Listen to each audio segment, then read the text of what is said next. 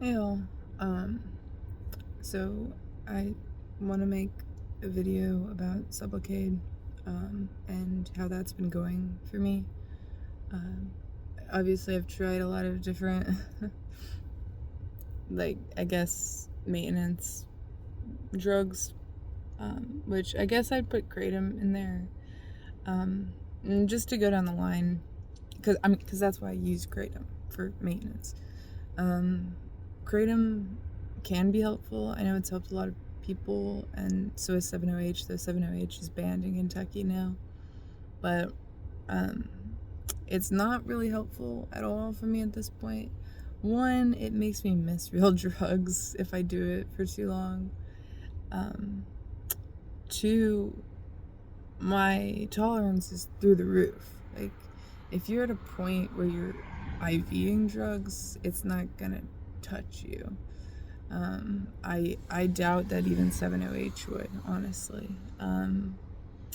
So that is, it's also tastes horrible. It's disgusting. I still take kratom sometimes. Not when I'm like actively using usually, but like I'll mess around with it sometimes. So that's that. Suboxone, I was on it for about a year. And for about 6 weeks I did really like it because, well, one, I could still kind of feel it a little bit, and it's the same deal with sublocade. I mean, you can't feel it. So, but the first 6 weeks were okay. And I was like, yeah, this is great. This is gonna work out wonderfully. And then I started using again, and that's kind of where a lot of the problems started up with it, because if you use opioids while you're on Suboxone, you will go into precipitated withdrawal all the time. So there is kind of like a threshold that you can reach, and I did find it, where I could take just a little bit of subs and it'll kind of do the same thing that methadone does, where it will kind of help keep you well for a certain amount of time where you don't have to use as much. But it's really hard to find that threshold, and it is, I mean, you have to use so much to like break through, and even then you might make yourself sick, so it's like a whole thing. So it's just hard to be on Suboxone if you are not doing a good job of quitting drugs, which obviously I'm not. So yeah, I probably wouldn't go back on Suboxone just because of that. Methadone was fine. I can see how it would help people. It just didn't really help me because I had a terrible reaction to it.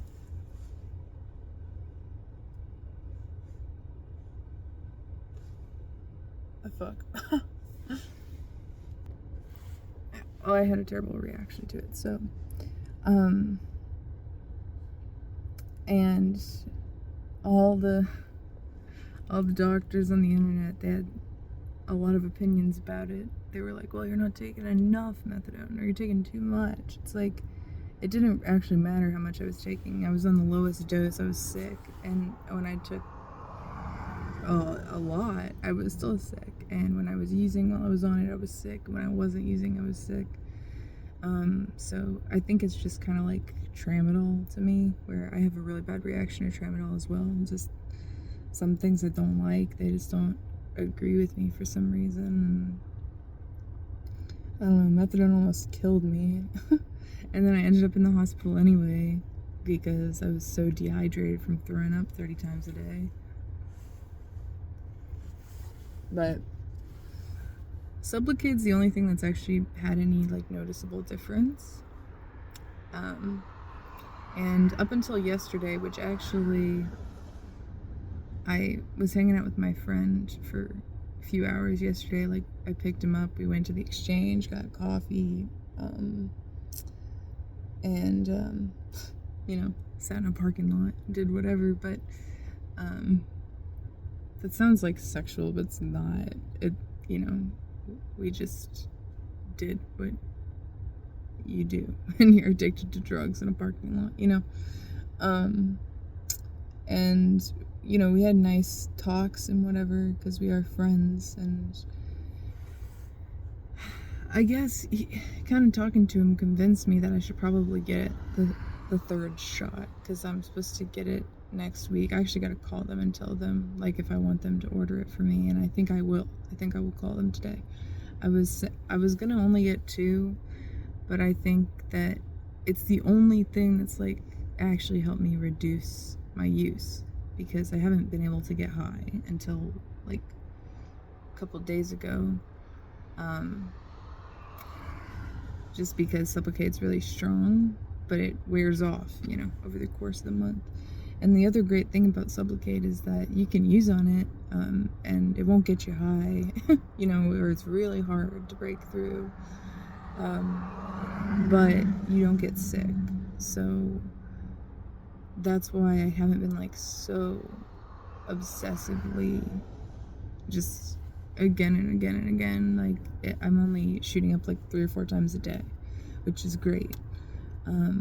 Obviously still not good, but it is the only thing that has actually helped. Also, like, unlike methadone, you don't have to go every day, and I was having to go every day because I was, you know, not stopping. And Suboxone, you know, it's more convenient, but you still have to go like every week or 2, and you have to remember to take something every day.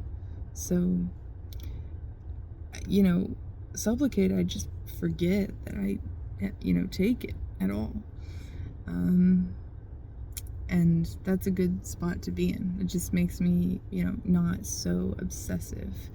And even if, like, in my body I'm not exactly changing my behaviors so much, in my mind I am way less obsessed with drugs. And my friend was like, I mean, yeah, I can see that you're not, like, you're just in a better mood and you're not so, like, crazy with all of this.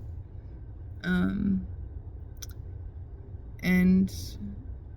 I don't know, I think that it will be sad, you know, if I do decide to just be done forever, get sober for real, like, because one, at this point, this guy is, like, truly a friend of mine, you know. He's really been very helpful in protecting me from, like, some horrible people. You know, I'm not having to deal with people that are threatening to, you know, rape me and rob me and whatever. I have, like, that buffer there, and that's been really nice. But it's also hard because it really does feel like, you know, IRL, he is the only only person I know that I'm really close with that seems to understand any of this. So I think that will be a little hard, but that's just how things will have to be. And he was like, I guess I was complaining. I was like, you know, the whole time my husband's been with me, he's known that this has been an issue. Now, of course, like, things have gotten way worse, but things were an issue years before he met me. And it frustrates me. I feel like, you know, he should just accept it. And my friend is like, yeah, he should just accept it. You know, like, you never say this to somebody with terminal cancer, that, like, just get over it, just accept it, and just, or, you know, I can't be friends with you because you have terminal cancer or whatever. Like, I think it's very interesting that is the comparison he would make, because it does feel like that sometimes. It does feel like this is, like, terminal. But, you know, I don't really want this to be my whole life. I don't really want this to be everything to me. It is, but like, it shouldn't be. And I don't think that it's the same thing as terminal cancer, or at least I just don't want it to be. So I think that if I get the third shot, that would be a good idea. Like, I at least have to try a little harder, you know? I feel like I am trying, but I could definitely try harder. I've been feeling like not so horribly depressed and so like passively suicidal, where I'm just like, I don't really give a fuck. Like, it's not like that as much anymore, which is good. And so I should just lean into that and actually attempt to get better. So that's what I'm gonna do. I'm gonna call them today and have them order the third shot, and then I'll get it on Monday or whenever I'm supposed to go out there. But yeah, if you're considering like MAT, if you're considering like sublocade especially, just get it. Like, don't do what I did and wait around. I just feel like I'd be in a way different position had I gotten it when it was first offered to me, you know? So, but that's like everything with this. It's like, man, if I had taken this step 3 years ago, then this wouldn't be like this. Well, there's nothing I can do about it now, so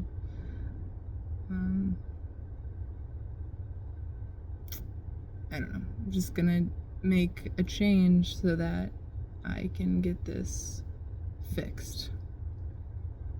That's what's up. Peace.